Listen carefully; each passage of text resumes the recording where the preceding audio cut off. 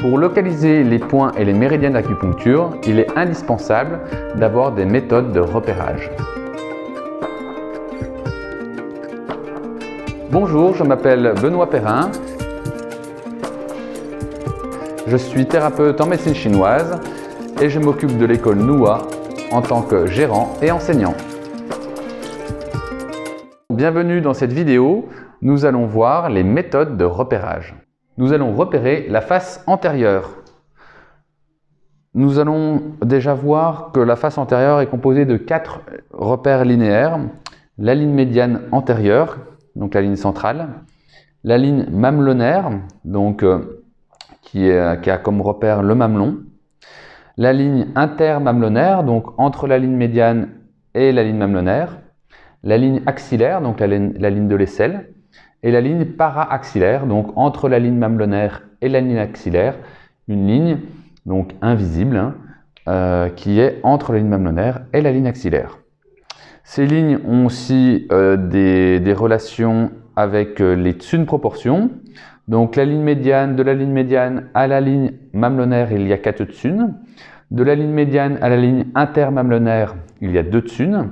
De la ligne médiane avec la ligne para-axillaire, 6 tsun, et de la ligne médiane à la ligne axillaire, 8 tsun.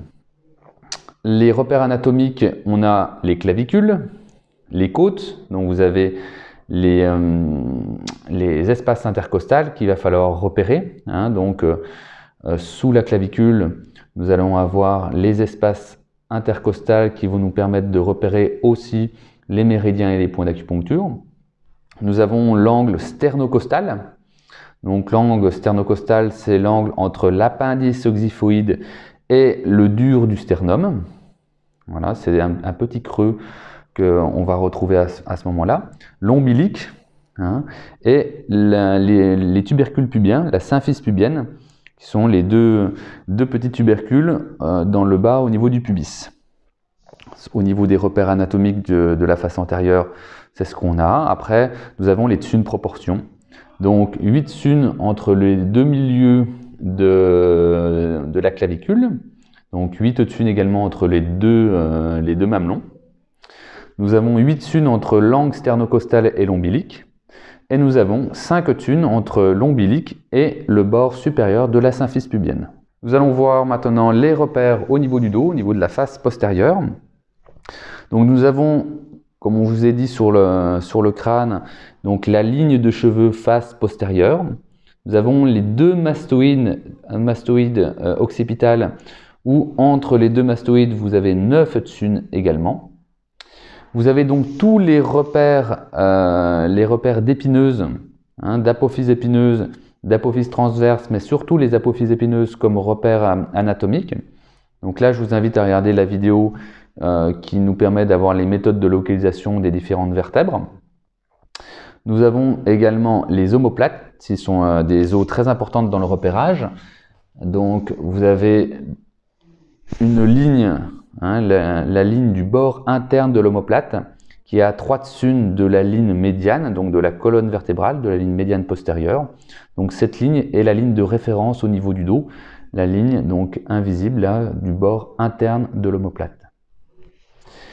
Vous avez également le sacrum, donc les trous sacrés, qui sont aussi des moyens de localiser, et ce sont bien sûr des points d'acupuncture.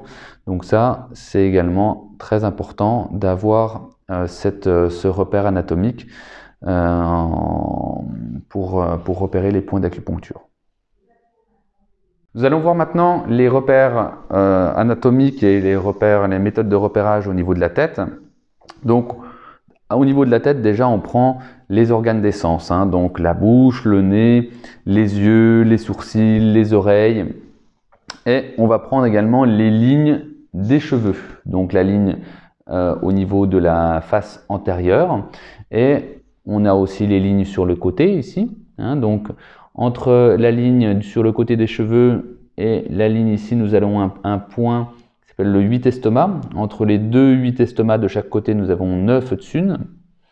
Entre cette ligne des cheveux, la ligne donc de la face antérieure du visage et le milieu des sourcils, nous avons 3 tsun.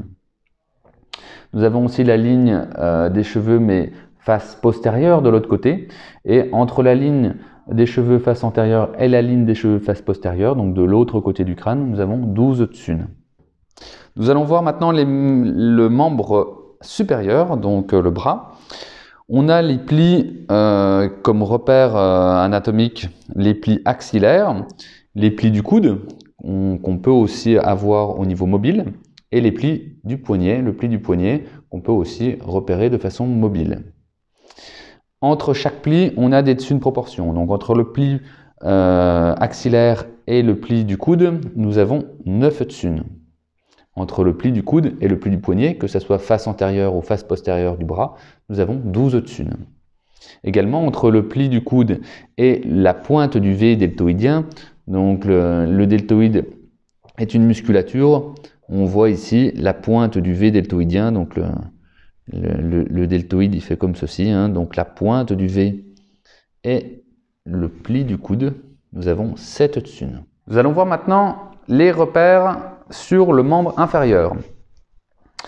Donc au niveau des repérages, c'est toujours les repérages au niveau du bassin, hein, les épines iliaques antéro-supérieures, la symphyse pubienne, le bord supérieur de la symphyse, la rotule, le gros trochanter, donc ce sont des repères sur des os, de la musculature, les malléoles externes et internes, et on va avoir également les plis, comme pour le membre supérieur, donc le pli du genou, le pli du genou, qui sera aussi un repère important.